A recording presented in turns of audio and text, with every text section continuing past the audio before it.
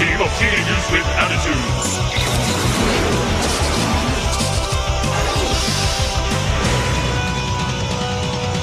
Gosunkugi! Gosunkugi! Gosunkugi! Marimoten Gosunkugi!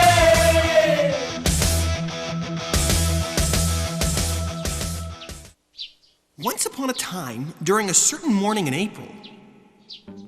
Come on, give us your lunch money. Allow me to introduce myself. My name is Hikaru Gosunkugi, and at the moment, these hooligans are threatening my life! You know we ain't bluffing, geek. Yeah, everybody's afraid of us. Unless you want us to hurt you, you better hurry up and, Give us all your precious metals. Very well. Please don't hit me. Is this metal precious enough for you? Hey! Why, you? You sneaky little... You got guts, geek.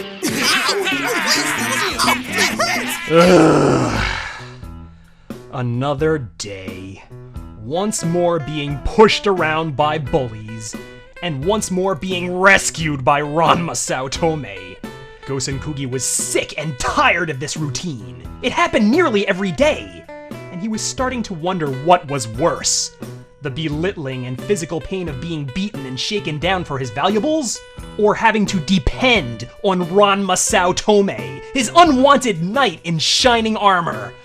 Ooh, he hated RANMA Faashion. It wasn't anything he said specifically, but it was just his swagger, his cocky attitude, how he could save him without even expunging a modicum of effort. And worst of all, it always seems to happen in front of Akane Tendo. That was like rubbing sea salt and lemon juice in an open wound. Nothing could be more humiliating. Ugh! For you see, Gosunkugi was madly in love with Akane, but she was engaged to that ruffian, and to have the two of they nonchalantly say to him every day, "It's a martial artist's duty to protect the weak." That's all. Gosunkugi would rather the bullies had their way with him. Working out and learning martial arts to defend himself could take years. He needed to hit a strength lottery, a quick fix of power and durability. One day, Gosunkugi was thumbing through some comic books, and he saw the advertisement to cure his ails. X-ray goggles! I always wanted to try those things! And right below those, an ad for a suit of mega armor, which would grant him the protection to absorb whatever his opponents would dish out, and the strength to fall an opponent with a single strike. This maniacal machination was called the One Punch Miracle Armor! Wearing this, those bullies wouldn't dare mess with him. Ranma wouldn't stand a chance against him. And Akane... Akane! Naturally, Gosunkugi sent in an express order for that suit straight away. When it arrived, he couldn't wait to try it on. This was no mere suit.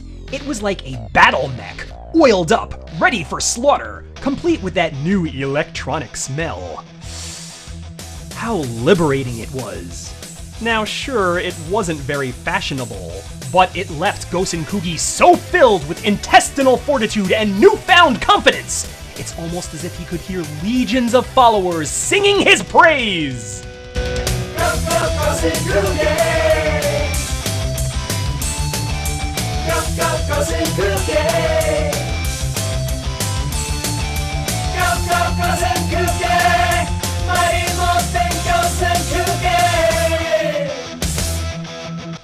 But let this be a lesson to y'all.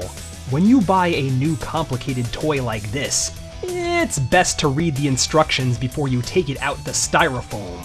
For when he armored up, he found quickly that he could not move.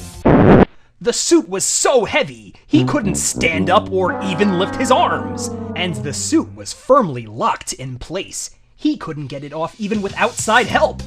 The only way this war suit would release him from its innumerable locks was if he were to strike once his most powerful opponent. But how to strike if he can't move? Undaunted, Gosunkugi sent a challenge letter to Ranma Saotome with the caveat that Ranma would have to come to him. He'd figure the rest out later. Gosunkugi sweated it out in that uncomfortable hunk of tin for 3 whole days, when finally the interloper arrived. When Ranma came knocking, in the beginning it looked like further embarrassment for young Gosunkugi, as he was as helpless as an upside-down tortoise. But suddenly, snap! A chained handcuff shot out one of the suit's wrist bracers and snared Ranma. At that, the suit immediately shot up at attention, granting its wearer complete control. So it turns out this suit would only switch on in the presence of the one who would pose its greatest threat, almost like the user is plugging into that person. A nifty little addition, and not the last by a long shot. Now, it was a glorified Indian strap match between the two. There was nowhere for Ranma to hide as the two foes were literally strapped mano a mano. But while the suit granted Gosunkugi unmitigated power, what it didn't give him was technique. He frantically swung at Ranma and missed continually, begging him just to stand still and take just one shot. For not only would that one shot spell instant victory, but it would be the only way out of this mobile sarcophagus. Ranma, understandably, did not wish to be struck. Not only did this metal maniac pack a punch that would land Ranma in a morgue at best, but Ranma could not stomach being defeated by such a feeble opponent as Gosunkugi, especially after their brawl led them to Furinken High, where all their classmates, Akane Tendo included, had eyes glued to the grisly scene. What a messy situation. As Gosunkugi missed his every attempted punch, he destroyed everything he touched, leaving mountains of rubble in his path. Given the provisos going into this fight, it would seem destined to go on and on without a victor. But in this fight, there had to be a winner, as suddenly, a ticking timer appeared on Gosunkugi's suit. It was counting down the battery life. This was something Gosunkugi had overlooked.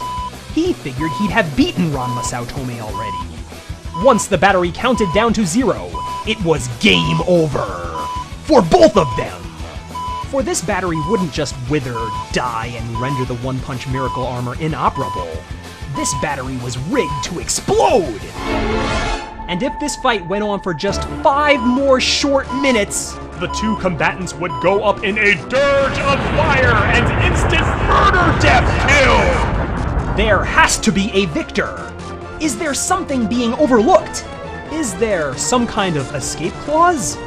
Ranma had better keep on his toes and think, or it will take nothing short of a brilliant martial artist to get out of this sticky situation.